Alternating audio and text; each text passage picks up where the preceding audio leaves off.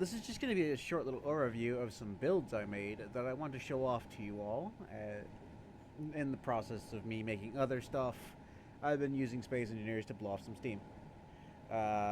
Let's get into it for the first design. For our first design today, we have the Albatross Bomber. It's named the Albatross for its bird-like paint scheme. It is using the Vanilla Plus Star Wars weapons. It has its standard laser cannons that are inset in the nose here, which are mainly meant for just defense against lighter fighters or to break through light shielding. Moving on to the back here, we've got a gunner's seat. It has some issues, i.e. for some reason still lets you control the craft for some reason. But on the bottom here, we have... Let me show this outside. On the bottom of the craft, we have a working quad laser cannon turret for rear line defense. Unfortunately, the controls are inverted, and I have no idea how to fix it, but it's there. Quad lasers are rapid fire. The turret speed is pretty slow, but it is good for warding off light fighters like the on tail. It also has a bottom line camera with a bomb bay. It fires 3 bombs all at once. As a frontline bomber, I found it fairly effective against enemy capital ships, but not if they have heavy AA. If they have a large quantity of AA defenses, this thing struggles. The wings and the engine mounts are filled to the brim with shield generators from the shield mod, and it runs on 2 massive hydrogen thrusters. It also uses repulsors from Armco's repulsors for stabilization. This one does not work in atmosphere in terms of being able to go up and down. Going forward, it can manage due to the hydrogen thrusters, but otherwise it just does not manage very well. It also has a couple of ion thrusters just for turning and for stabilization purposes. Other than that, though, that is the Albatross. Moving down the line to the next design. Alright, the next design we have here is called the Egret Atmospheric Fighter. This one is not meant for space whatsoever. However, I have spawned it here just for the sake of us being able to observe the design. It has 2 atmospheric thrusters on the bottom side of either wing, some repulsors for slowing down and going up and down, and left and right, and it has some wingtip heli blades for stabilization in atmosphere. It has a twin boom tail, another thruster in the rear, again for assistance with going. It has a landing gear system, similar to the previous design. However, they pop out of these little bulbs on the bottom to allow the craft to land. It has twin laser cannons in the in the very end of the nose here, and twin concussion missile launchers. They don't work at current as the modded updated, and so I'd have to adjust the energy output as they up the amount of energy the missile launchers require, so they're eating all of the design's energy. However, that's it for this basic atmospheric fighter design. We are now moving on to the next one. This next one is very similar to the Albatross frontline bomber, and this is the Gull bomber. Similar weapons complement... Some random spawns there. Similar weapons complement, simpler engine layout. Lacks the back turret of the other design, but it has additional ion thrusters to help with speed.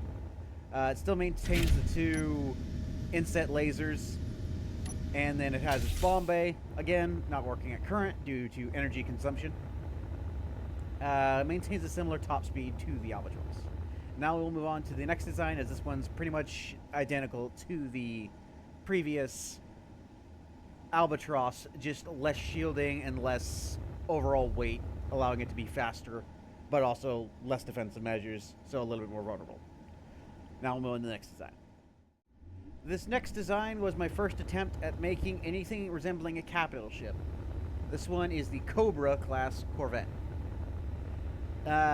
It's ugly. I'll admit that. It is a not a very nice sight to look at.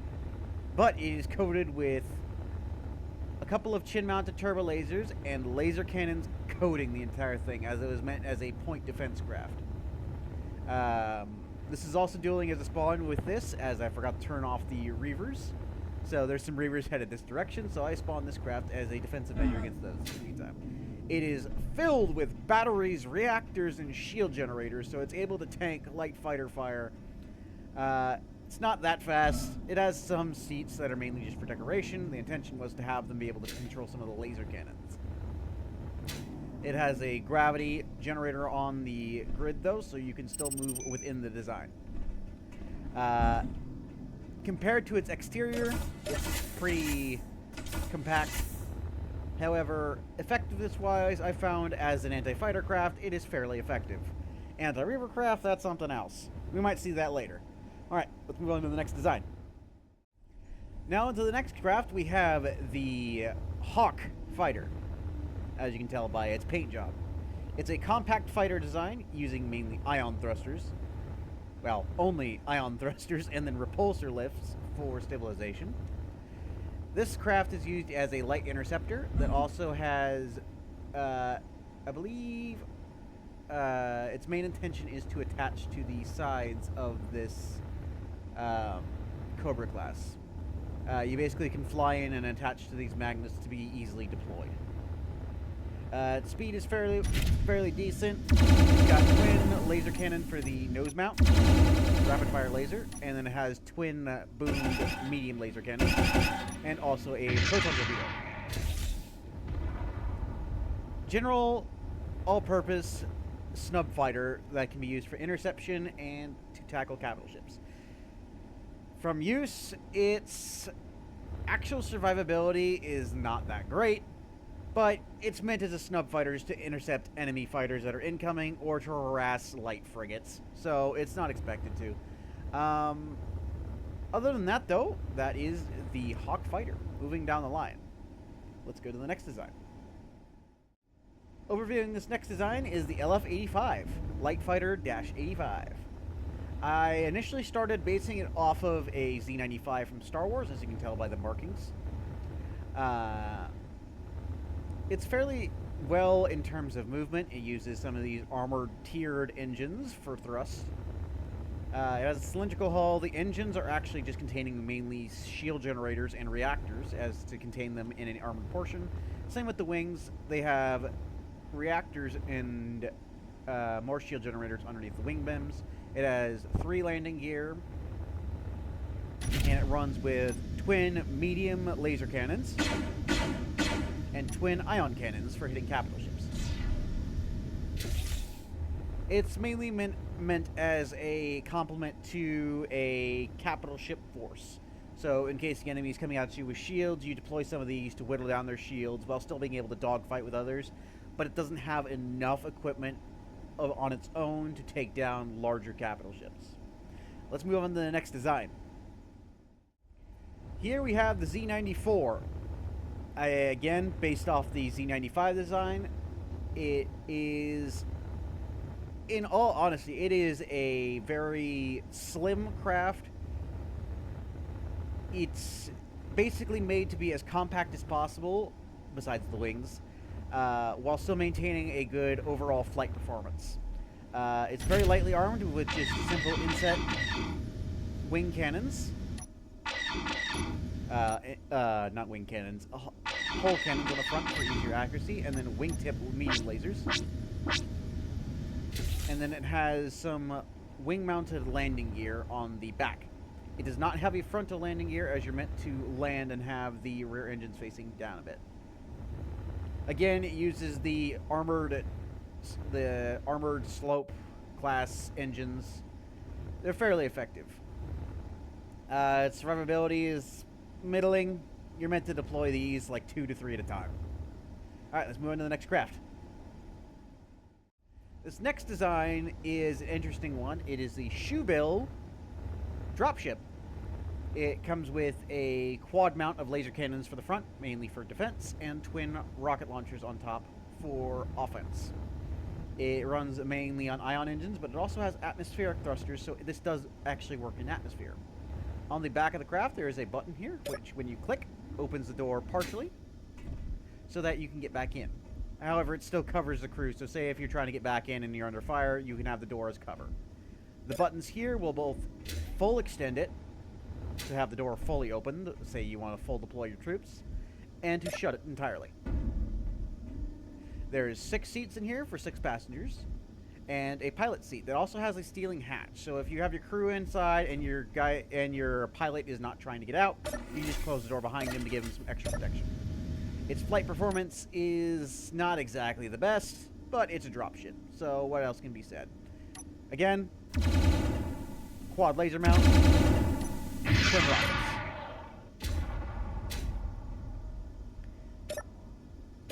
Not though. Let's move on to the next design. Oh, before I move though, the survivability on it is fairly good despite the glass cockpit. The amount of shield generators packed into this thing, especially in the engines, means it can tank a couple of rockets before it'll actually feel the damage. Now we'll move on to the next design. This next class of fighter is called the Rattlesnake Snub Fighter. Like the Hawk, it is fairly compact, albeit it is a bit longer, and relies heavily on ion engines. It runs with a trifecta of twin laser cannons and quad heavy laser cannons on the wings. It is meant mainly to intercept enemy fighters, not really for capital ship engagements, and while it can survive some hits, it won't survive for very long. There's not much else to say about this craft, so let's move on to the next one. This design, again derivative off the Hawk class, is the... let me look it up again here. The Viper. Again, another snub fighter type design. This one is more designed to tango with medium starfighters. It comes with a...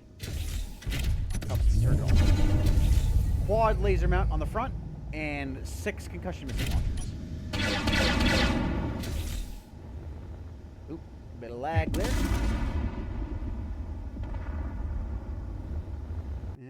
I do believe the missile launchers are bugging out. I will have to look into that. I don't know why I made this giant smoke screen. Interesting. Anyway, survivability-wise, it's middling. It's not meant to take on anything larger than itself. Against enemy fighters, its maneuverability is about... it's okay. It can move pretty well, but against some enemy fighters I fought, it struggles. Other than that, though, let's move on to the next craft. Next up on the docket, we have the XTB-1, Experimental TIE B Beta 1. I went with a kind of TIE fighter wing design, and while it doesn't look like it's painted, there are some painted lines on this one. It's very experimental in terms of me figuring out how to make it look somewhat TIE-like, but also competing with the cockpits. I'm still working on using the old cockpit design like I used on this one without making it this giant bubble, because that giant bubble would not look good in a craft of this size. It comes with twin nose-mounted laser cannons and twin wing-mounted quad rocket launchers, the standard Space Engineers rocket launchers. Use those as the other rockets were consuming too much power for this small of a craft. Again, armored thrusters, so it's able to move decently well. Not as well as the Viper, as just overall it's a non-aerodynamic design. However, it works good for its purpose. Other than that, though, let's move on to the next design. Here we have the Y9 wing. It's based off of the Y-wing design, as y'all know. Armament-wise, it's not that heavily armed, and there's no defensive turret on this one. Because I wanted to save on weight. It's boosted off of these 2 armored thrusters, and that's it for propulsion. In terms of forward propulsion. Maneuverability-wise, it's fairly middling. It uses a cockpit from, I believe the name was, I forget the name of the mod. However, it adds more cockpit designs. As you see, the maneuverability isn't the best at all, but seeing as it's meant strictly to attack capital ships, I didn't think of that as a problem. It comes with twin inset lasers and twin proton torpedo launchers. Those proton torpedo launchers, if you lock onto the target, do track, so it is good for shooting at either starfighters or capital ships.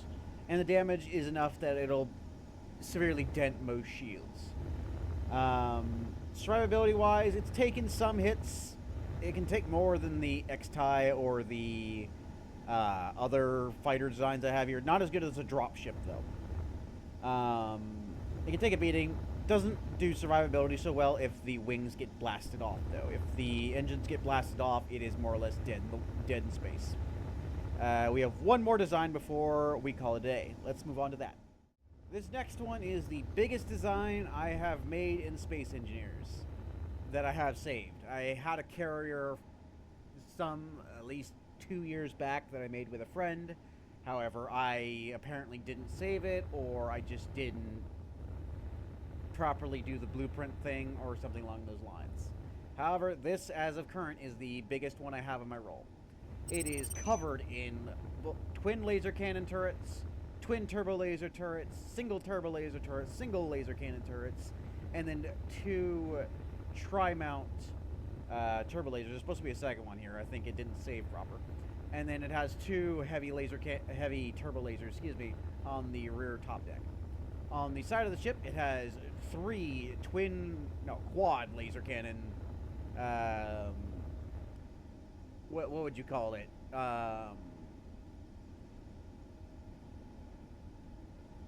Mantlets? No, I don't. It's not mantlets. I forget the term for it, but they are inbuilt into the ship and can only fire more or less from this specific arc. It has a bunch of shield generators. I don't have the exact number on hand. It has a couple of ion cannons worked in as well, but most of the enemy types it's fighting don't have shields, so I wasn't super worried about it. It also has 2 concussion missiles built into the front of the hull, but they can only be really used if you're directly facing the target, but, you know, it's based off of the concept of if you're facing the enemy, you can shoot them with rockets to give you a little bit of extra damage. Performance-wise, it can seem to take a hit, and it seems you're going to be able to see it in combat. Let's go ahead and go inside. While I'm going through here, we have twin laser cannons defending the hangar. The hangar in here is fairly basic. It just has a couple of roof mounts for roof-mounted designs and large amounts of space on the bottom for landing gear designs. Most of the previous fighter designs I've shown can all land in here. As we go through, you can see the back of those inset laser cannons, and also up here you can see both the shield generators, the gravity, and up there is the reactors. Let's get to the primary bridge before the ship begins to return fire. You can see the shields are holding up quite well.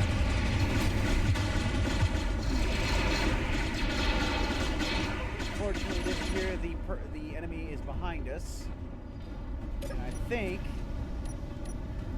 judging by the sounds of it, yeah, the enemy's in pieces. We didn't take much in the way of damage. I think the only reason we even lost that triple turbo laser from the last time was due to debris banging against the hull until something broke. You can see all the space debris flying off from where he hit. The only controls really up here besides flying the dang thing are the concussion missiles. It only fires 1 at current. I'm working out the kinks. Going down the ship, unfortunately you're going to hear that banging. I'll lower the audio in post of the game. You can see some repulsor lifts here to help with going forward and stopping, because this thing is a big hulking mass. Going back down to the hull, we'll go back around to the section I am most proud of.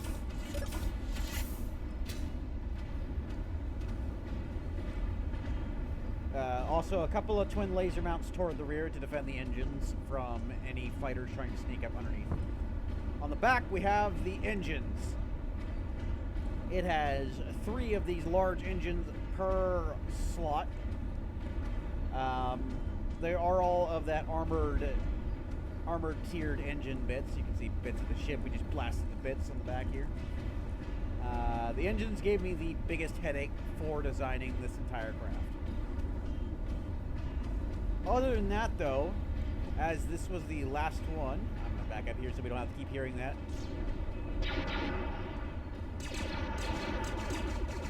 Escaped. You got to see a little bit of a light show there. Some bits of the enemy ship escaped.